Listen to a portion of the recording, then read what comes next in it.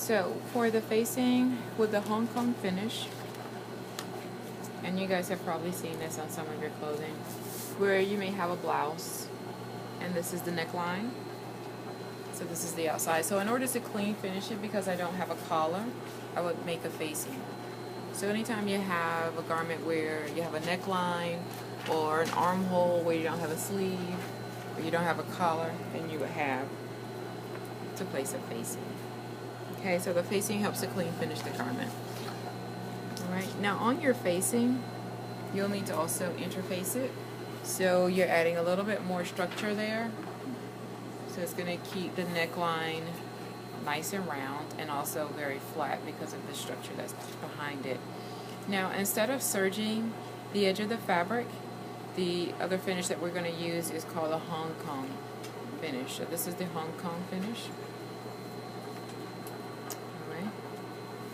The pattern pieces. So you have two pattern pieces for this. Make sure that when you're cutting it on the straight grain. Here you have your green line. So this is the actual front of the shirt, which is this piece. And you're cutting this on the fold. You're going to cut it on the fold. Alright, and this is the facing. So it's the same shape as your neckline. And it's also cut on fold. So that's this piece. And to cut it on fold would be like this.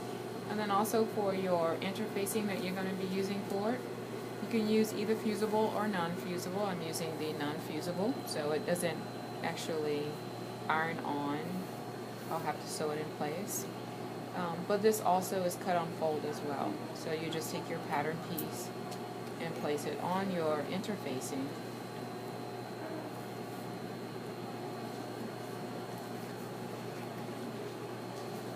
And then you'll cut this on the fold. Cutting on the fold is great because it saves you so much time.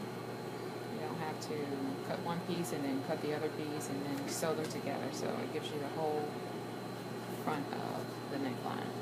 Alright. So that's that.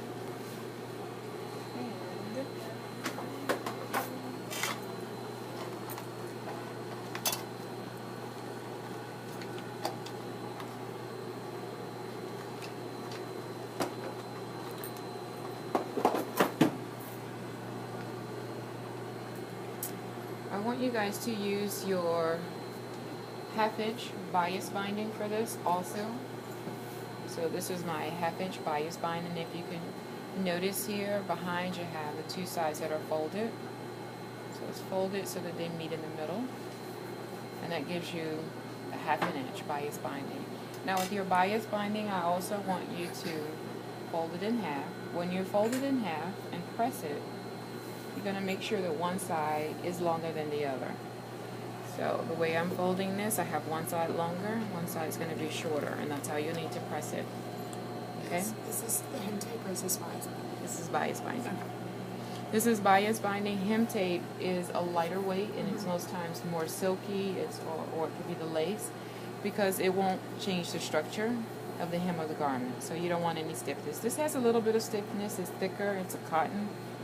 And it's also a lot of layers that's folded, so you wouldn't use this for your hem at all. Alright. But also, if you guys notice, it is cut on the bias, so it's just a bias strip, really. It's just a bias strip. And it looks like it's about 1.5 inches wide. And then they folded it twice, 1/4 inch each side. And it gives you 1/2 inch. Alright, but we're going to fold it one more time. And that's going to give us our bias binding. One side is going to be longer than the other because when you're sewing this, you're going to sew it on the side that has the shorter length. So the side that has the longer length is going to be behind it. So while you're sewing, you'll make sure that you're able to catch the other side because it's longer. So that's why you don't want them to be the same size, because it's easy for your stitches to slip off. Alright? Alright.